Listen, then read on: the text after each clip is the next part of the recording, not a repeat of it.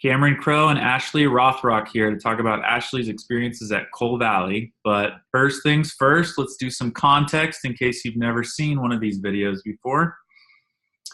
The reason we're talking about Coal Valley is because I wrote a blog post a little over 2 months ago that was about reflecting on my high school experience at Coal Valley Christian School. And when I left and graduated, I had nothing but fond memories and positivity from Coal Valley. And then some time passed. I got exposed to different things. My perspectives changed. And now looking back, and for some years now looking back, I think of it as a really negatively. And I think that it's not a safe place for a lot of kids, particularly poor kids, kids struggling with mental illness, LGBT kids, and largely all like girls in general. So that's a lot of kids that I think that includes a pretty big percentage. And so I wrote this blog post, and after about several dozen people messaged me and said, "Thank you, here's my story," I realized that there needed to be a place to talk about this stuff, that where they wouldn't get overwhelmed by haters or debaters, and they could just say what they need to say without getting attacked. So we created a support group on Facebook. People started flooding in, telling their stories left and right, supporting each other. We started a website called coalvalleyspeaks.com, and it has all the kind of public content, the stuff that people are willing to share outside the support group for everybody that cares to listen. And this is, I think, maybe the 18th, 19th, or 20th interview. So we've got a bunch of them on here, and it's been really cool. And we came together and we wrote what we called the joint statement. This was basically, we pulled from people's pulled anonymously from people's stories on the support group, kind of condensed the themes of these stories and put them into categories of problems. And we provided solutions, or our recommended solutions to help with these things. And we tried to make them not solutions that would require Coal Valley to change who it is per se. Like, not that we didn't want to propose making it a secular institution, for instance, because that's never going to happen. It doesn't need to happen to be better on most or all of the things we put in the joint statement. So we are hoping to coordinate and collaborate with Coal Valley to prevent some of these things that have come up in our stories from continuing into the future. And that is the context. So Ashley, when you first heard of this stuff, whether it was Coal Valley Speaks or the blog post, like, what was it that when you first got exposed to this, and what went through your mind? I think like the first thing that crossed my mind is like, why is a guy the one speaking about this? Because I felt like for most men at Coal Valley, they had it pretty easy. But like, it was super eye-opening to see that, like, even for a man, like, you can see these things, and it's wild. Like the hypocrisy, the like oppression and everything like that within Coal Valley. Yeah, it was like really cool to see that from another person, like from someone else's point of view, because I don't really talk to anyone else that went to Coal Valley, at least not at the same time I did. So. And that kind of, what I wrote about kind of jived with your experiences there? Yeah, sort of. I mean, just like everything you said I agreed with, but of course I have other experiences, like regarding mental health and like being a woman and stuff like that. So, yeah. Gotcha. And then what's it been like, being in the support group? It's been like super encouraging. Like we had that one time we met as a group. Yeah. And like after that, I felt like really inspired to like actually like be honest, I guess, about myself, like on Facebook. So I had like a little coming out post where I mentioned like that I'm atheist and bisexual. So that was like, yeah, it's helped me a lot, like to be honest about who I am. So nice. Yeah. Cool. Well, so give me the high level overview of you in Coal Valley. So like, when did you start there, and how far did you go, and what year were you, like, were you class of? 2011. Okay. Yeah. And were you there from the beginning, or when did you start? I started in like January of my freshman year. So I think that was 2008. Okay. So I came in the middle of the year. I knew like one person who went there, and I thought they were going to be my friend, but they were pretty popular and they had their like friend group, and I didn't really mesh well. So I didn't really know anybody. And so I felt even more isolated because like Mhm. I had a friend who didn't really want to be my friend. Cause we went to church together. And I didn't really like make any friends until the DC trip, which I had to get a lot of help for, like financially, because I couldn't afford it. And so that was like a little bit of a shame thing because I came in last minute and like needed help. And then that trip, as of class 2011, like it's probably come out that it was pretty dramatic for a couple of students, just because of like sexual assault and stuff like that, that happened. But Can yeah, you that's can you say anything more about that without, betraying anyone's confidence? just that, like from my perspective, I remember like just hearing like really like slut shamey stuff that wasn't true, and even like I don't know, like the I don't know, the concept is really bad anyway. But and it just the fact that the other student didn't like came back to school, like he didn't get expelled permanently. It's just it was really messed up. But like during the like my experience, I didn't really get it, I guess, because I wasn't given both sides. Mm, Yeah. gotcha. So yeah, that was that. Sophomore year, pretty unremarkable.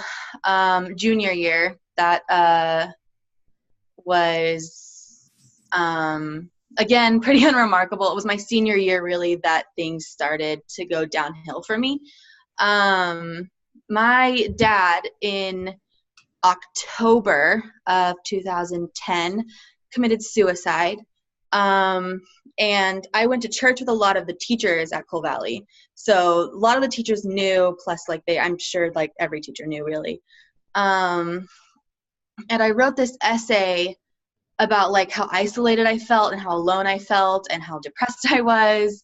And one of the teachers, she did this thing where she would read all the essays out loud, if they got like 100% or something. But like we had the choice to hand it in. So like part of this is on me, but like also I was 16, 17 years old and like didn't know what I was doing. So it got read out loud to the whole class. And so like it was very obvious that I was alone and dealing with a lot of depression, but no one ever, like none of the teachers from my church came up to see how I was doing or if I needed help. None of the faculty, like that teacher never talked to me about it who read it out loud. Yeah, so it was very isolating. And then after that, so October, my dad committed suicide. November, my cousin committed suicide. And so it was a very, very hard time just like making it to graduation. And yeah, so I just felt like that aspect of everything was very not well handled as far as faculty and like counseling and stuff like that. So, you were, it's kind of clear you were going through depression. In fact, you said it, you wrote it Yeah. down, and the teacher read it out loud. Like, why do you think nobody did anything? I think because I wrote that essay, and it was really sad and I was really sad, but my personality is very like bubbly. I laugh a lot. I tell lots of jokes. I wouldn't say I'm like class clown level, but I was very like no one would have known. When I wrote that, like when I wrote that up on the support group, everyone was like, "Oh, I had no idea," because they wouldn't, except for I told everybody in that essay. So I have no idea why. Like maybe they thought I was like being dramatic or something, because otherwise it doesn't make any sense why anyone wouldn't come up to me and see how I was doing. So maybe they didn't believe it, or they thought you were taking a creative license with your writing, or do you think that like they believed it, but they just didn't think it was their place? Or honestly, I can't imagine how they wouldn't think it being their place, because I mean, it's a Christian school, like they're supposed to care about that stuff. But I maybe they didn't believe it, just based on like my personality versus what I wrote down. Like maybe it just came across as like I had two different versions of myself, and one of them was the real one and the other one was this deep fake one. Do you think that sort of thing? I don't know much about mental health and counseling, or trainings that teachers get to spot this stuff. But do you think that's the sort of thing that like teachers with the appropriate instruction and training and certifications and licenses and whatever mental health awareness they're supposed to have, like, should have been able to spot that was a real issue that needed to be addressed somehow? I mean, yeah, I think that, like, the fact that I just like flat out said it, they should have at least gone to the counselor, or like gone to Had a set of procedures for that. Yeah, like there had to have been something they could have done. And instead I just was alone. I graduated. I don't talk to anyone from Cole Valley because of like that experience. I'm just basically, it was very isolating. And your friends didn't say anything either? I wouldn't even say that I really had friends at that point. At least not at the school. I went home for lunch every day almost. I didn't really have friends. And it wasn't like a bullying situation or anything like that. It was just like, I just didn't care. Yeah. Yeah, you mentioned when you originally saw the blog post, thinking maybe even recoiling a little bit, like, a guy was the one. Like, what's a guy got? Like, what did he really go through that is worthy of posting about? And it was different being a girl there. What was it like being a girl there? Well, I mean, of course, we've got that, like, the health class, sex ed sort of situation, which is very different for girls than it is for guys. You have that candy wrapper metaphor. Can you explain that? So basically we got a chocolate bar, and like once you open it, it's no longer as beautiful or desirable as like it was if you just had a fresh, brand new chocolate bar. And so that like really impacted my life right after high school too. So what was the chocolate that was supposed to symbolize your virginity? Okay. Yeah. Yep. And that really affected you said? Yeah. So this is kind of weird, but or not weird, but like kind of awkward, I guess. I had premarital sex after high school. But so as a woman, I felt like, wow, I have to marry this guy now. Like, I have no value to anybody else because I had sex with this guy. So we got married, and then 4 years later, I'm divorced. So, and atheist. So it's been a trip. Yeah. So did you felt like kind of those teachings and that kind of weight to virginity and sexuality really drove you to make decisions you wouldn't otherwise make? Yeah, absolutely. I mean, like, I'm sure I loved him and everything, and we had a great relationship for a while, but we should not have gotten married at 20 years old. Mm-hmm. I mean, some people can get married young. I don't like judge that necessarily, but it was not for me or for him. So did you from your experience, do Cole Valley people get married early typically? Like I said, I don't really have a ton of friends from that period, but like some people that I know on Facebook, yeah, absolutely. I had a friend or someone I knew who got married like a couple of days before me or a couple of days after me, who graduated the same year as me. Another friend who graduated with me got married a few months before me, and she was even younger than I was. I think she was 19. So yeah, I can think of several people who got married young. I don't know about like divorces or anything like that because I haven't followed through, but yeah. And when you two split up, you were an atheist then, or afterwards you became? I would say actually we both kind of went towards atheism together. Maybe not atheism for him, but like agnostic, which is sometimes I also say I'm agnostic. I'm fluid, I guess. Mm-hmm. But we kind of went that direction together. We stopped going to church right after we got married.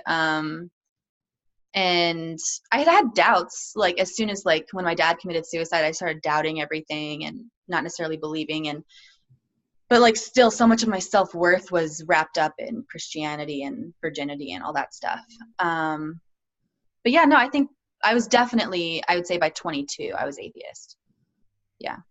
What was that traumatic, making that shift in any way? Yeah. I mean, I wasn't even comfortable telling anybody about it until recently. So yeah, it was definitely like, it's something you hide about yourself. It was,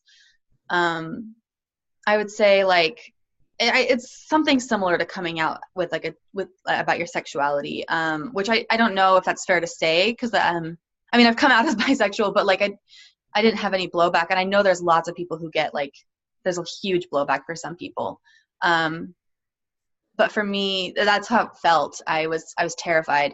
I'm still not sure like some of my family knows because they're not super like on Facebook.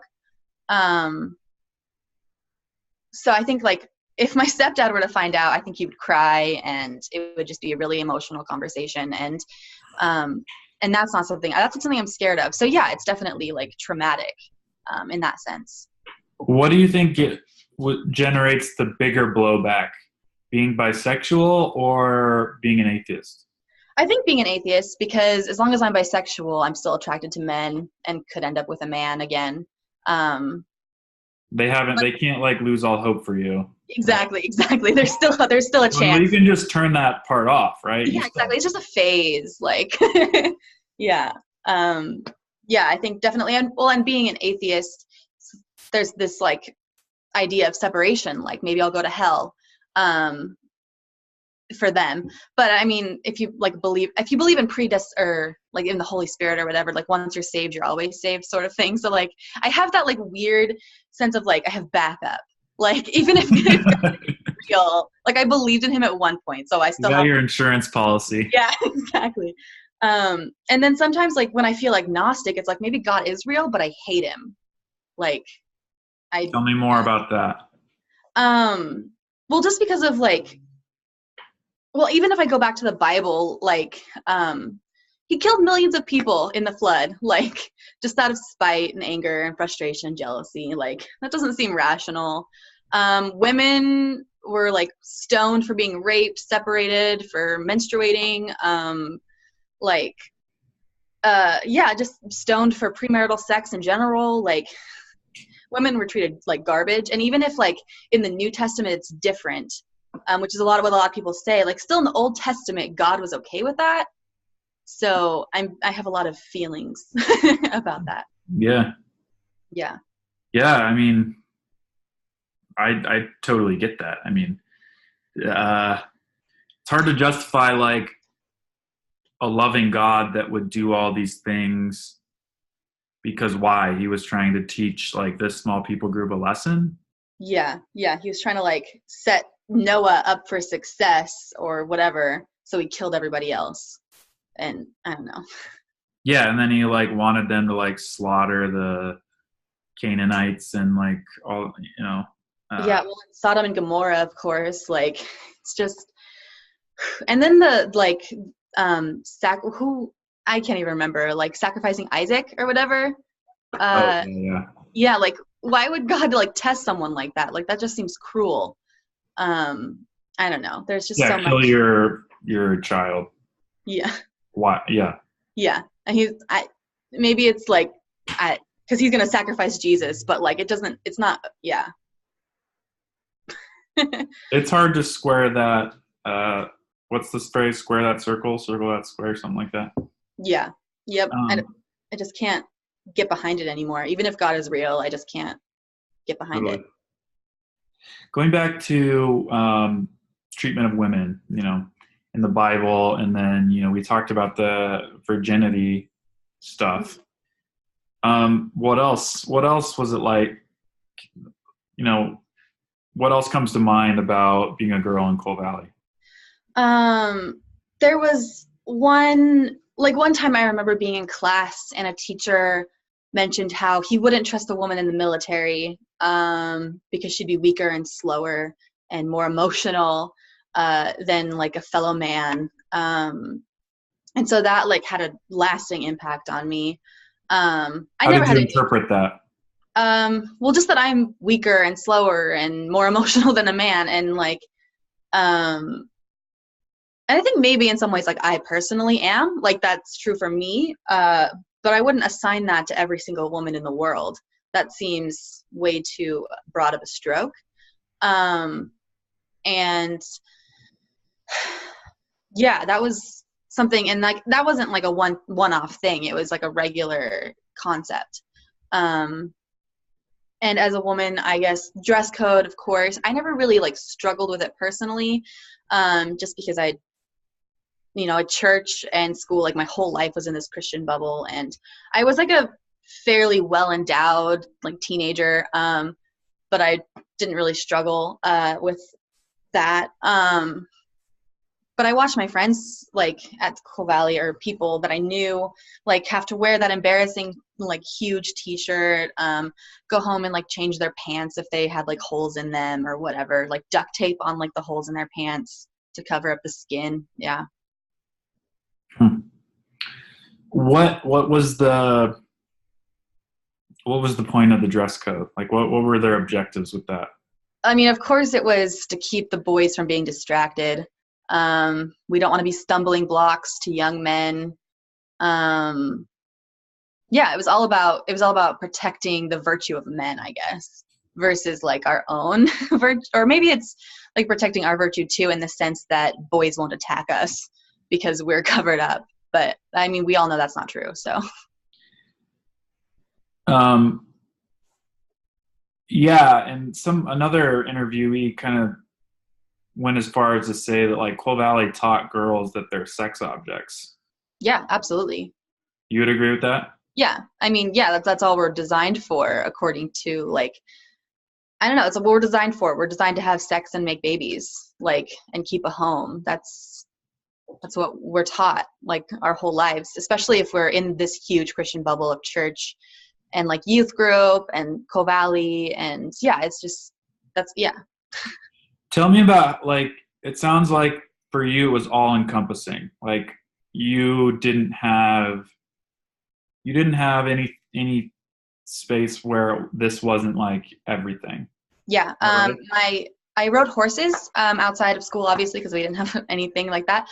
But my horseback riding instructors were Christians. They went to my church. So yeah, no, every single aspect of my life was like surrounded by church, called Christianity. Do you think that's a bad thing? Yeah, I mean, if I'm being honest, like I think, well, I was so like shocked when I went to I went to CWI right out of high school, and it was just so different from like what I had experienced. I wasn't prepared. I did really bad in school. And I don't know if it's probably a mix of like my depression and like this weird culture shock and just like not having any direction. I didn't know what I wanted to do. I know that like I stayed here instead of going to art school because I had a boyfriend who I ended up marrying. So like there's so much of my life that was affected because of this Christian thing. Yeah. There's some people that this concept of the Christian bubble, and there's some that are like, well, it's not really a bubble, but it seems like most like admit it's a bubble, and yes, we are trying to keep our kids in the bubble intentionally because they're too young to handle being in the real world. Yeah. What do you think about that? I hate it. I think it's really a really bad like idea. I have like a pretty tough prejudice against Christianity itself, not Christians, but the religion itself. So I mean, like I wouldn't even like touch like a Christian school or a church or anything like that myself. But if you are like a Christian, and you want your kid to go to a Christian school, I suppose that's fine, but make sure they have extracurriculars where they're like out with other people, learning different ideas from people who have those ideas, because we learned about like evolution in biology, but it was like with this like, oh, it can't possibly be real concept, like idea, like this lens of Christianity over it. Yeah. So I think it's important to learn about these things from people who believe it, versus just the lens of Christianity on you all the time. Right.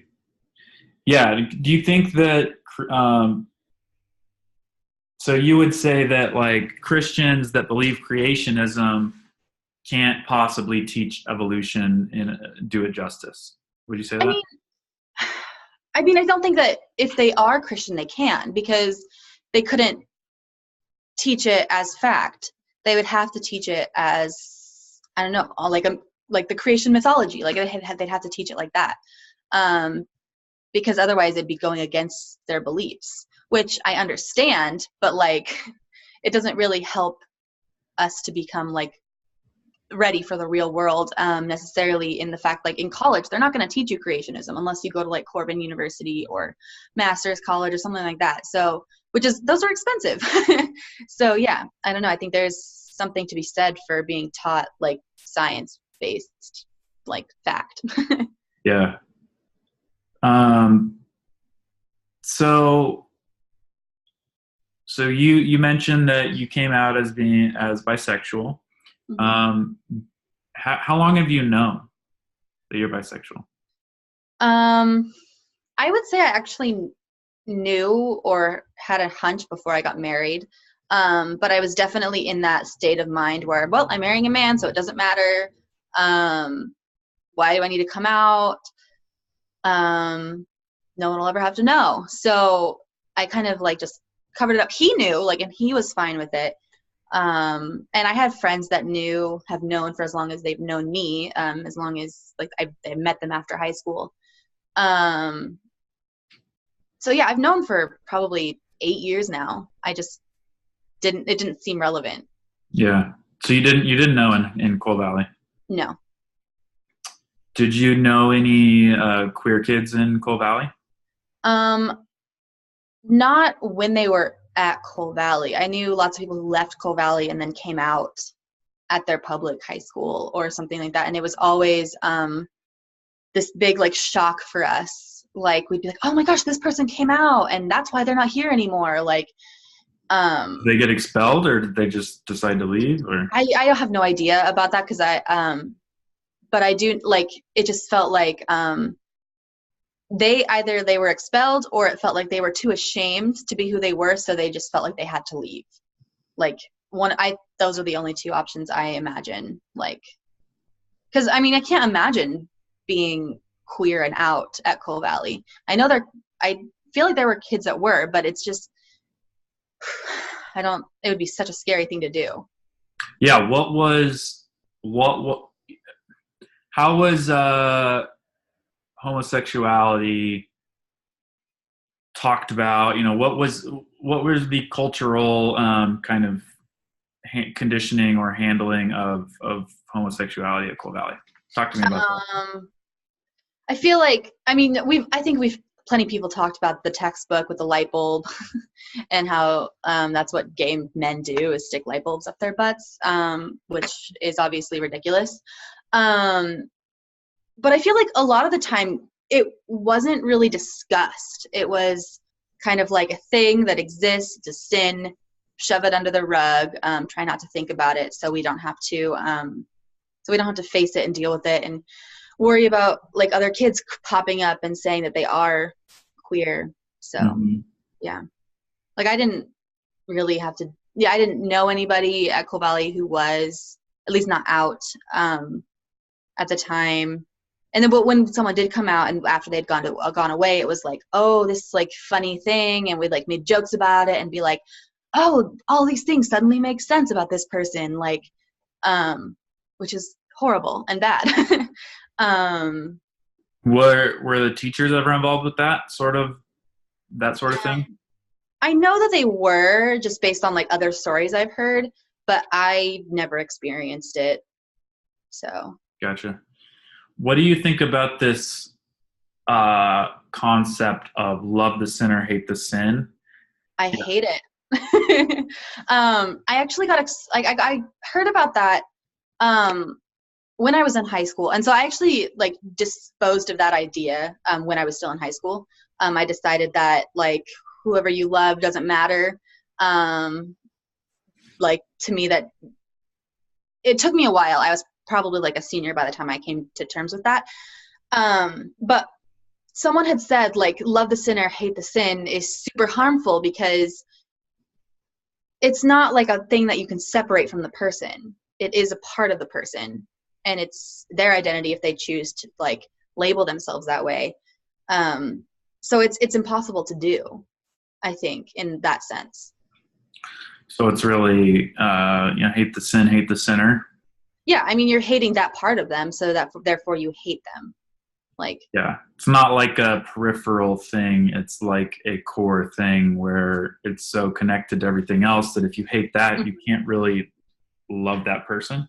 yeah, well, I mean, maybe you can love and hate them at the same time. I'm not like, I'm not, and human emotion is very complex, and I don't understand it at all.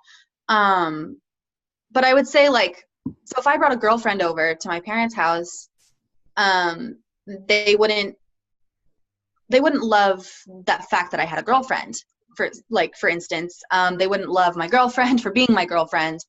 They wouldn't come to the wedding. So that's like, that doesn't seem like love to me. That seems a lot like hate and distance and prejudice. So. Yeah. Right. Does anything else kind of stand out to you when you kind of reflect on Coal Valley? Let's see. I had like a bunch of thoughts that they've all disappeared. You need to take notes. I know I should have. I remember just like the election was pretty interesting. 2016? No, Obama and McCain. Okay, yeah, because your class of 2000. 2011. Okay, yeah. So yeah, 2008, I think. There was a lot of like, I mean, of course, I think the school did like a thing where we voted.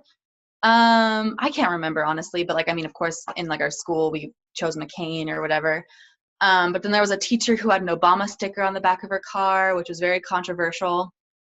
Did people like talk about that?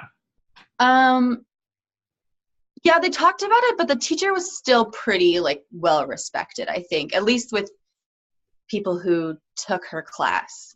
I can imagine that being really kind of hard to reconcile in like kids' brains, because it's like, okay, there's this teacher that's respected, but she also has an Obama sticker. Like those two shouldn't go together, right? Because everybody's saying you can't be, you're an idiot if you are liberal. Yeah, I know. It was super strange, but I mean, I know I had the teacher once. I took her class once. But yeah, it was.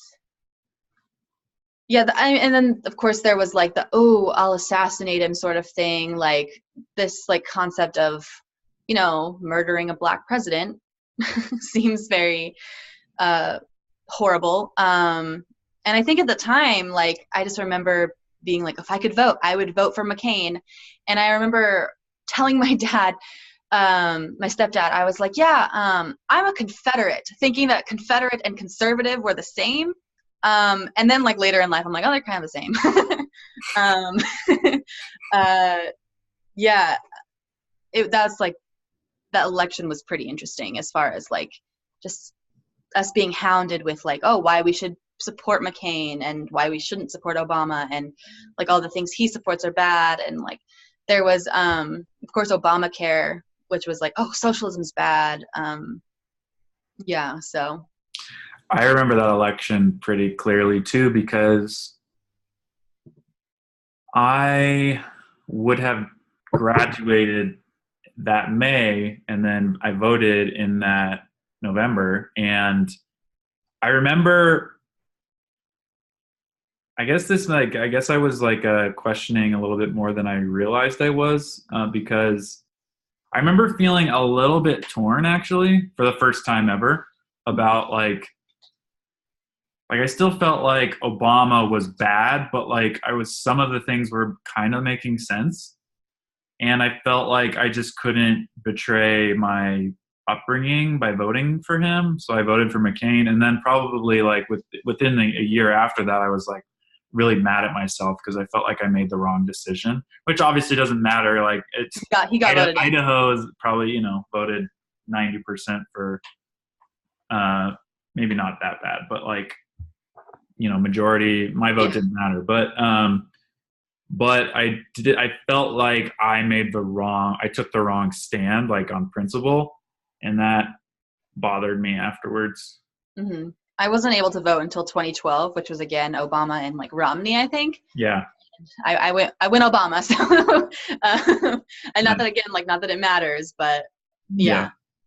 Even then, like I was like, oh wow, everything I thought I knew, I didn't know. And I think a lot of that actually goes back to social media, and like that's how I educated myself a lot on things and why I started doubting things. Like love the sinner, hate the sin sort of thing. I learned that from tumblr.com, like that horrible website. Yeah. So did you actually did social media feel like a lifeline to you then into like the outside world because I think so. Yeah. I guess if I were saying like as far as like my bubble went, the social media was like my only way out. And I mean, like I was probably addicted to the internet. I probably still am, but yeah, that's #millennial. Yeah. I got all of my like outside perspectives. So, yeah. Yeah. No, it's really interesting to think that, especially with the LGBT rights, like society has made a lot of progress on that. Mm-hmm. But it doesn't seem like Coal Valley's moved at all. It's just like stuck in the same position it's been in since, I don't know, the 80s, 90s. Yeah, like how long has the school existed? So, right. I think, yeah. It's really like how long have I been graduated? Like 8 years now, almost. And like hearing these stories, not much has changed at all. Like, and they want to present like, oh yeah, we're protecting students and we're taking care of them. But I feel like all said and done, it's more harm than good. And I'm actually really curious to know how many people who've left Coal Valley are agnostic or atheist now. Like, just not like who've left church, but like specifically Coal Valley. Because I feel like I know quite a few people who have gone like this path, I guess. And I would love to know the statistics of it.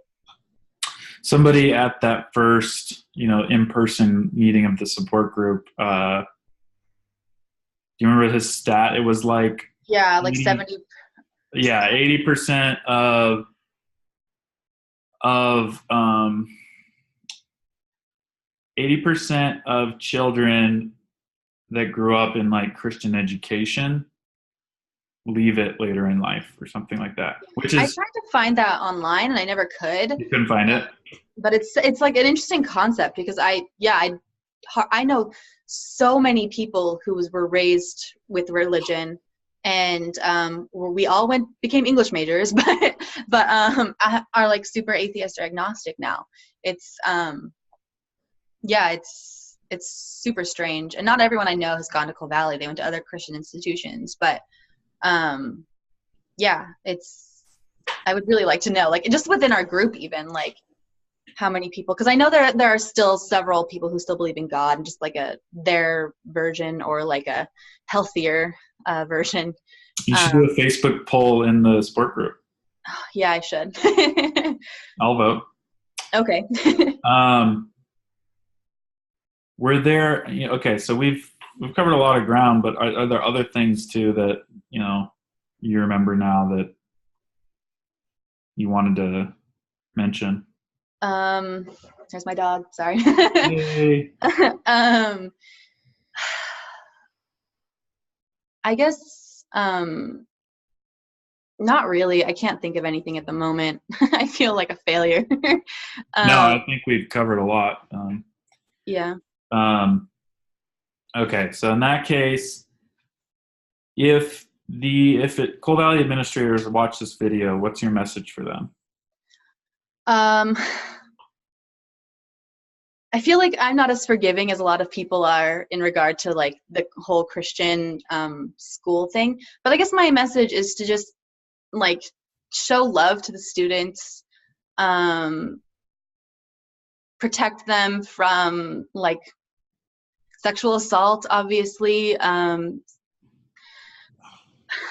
Don't shame them for having bodies, women specifically. Don't shame them for who they love or who they are attracted to, and just try and grow as an institution. Yeah. What do you want parents that are thinking about putting their kids in Coal Valley to hear? I want them to hear that this is the outcome. Like my life was, I went one way when I could have gone another because of a Christian education, just a whole entire Christian lifestyle. I think it's something to consider, that women feel the need to get married at a young age, and just, I don't know, I think that,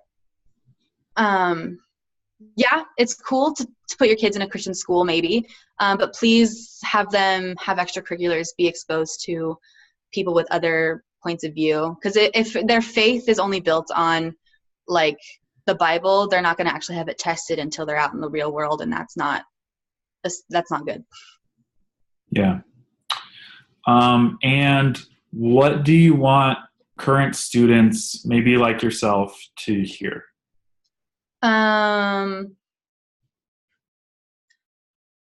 That you can make it through. If it's tough for you now, it does get better. If you have doubts, ask questions. Maybe not necessarily always to faculty. Ask questions outside of that. Be willing to learn. Be willing to grow. Yeah. Great. Well, thanks, Ashley. I think that's everything. Okay, cool. I'm looking forward to your poll in the support group. Okay, I'll set that up. Okay. Have a good weekend. You too. Talk to you Bye. later.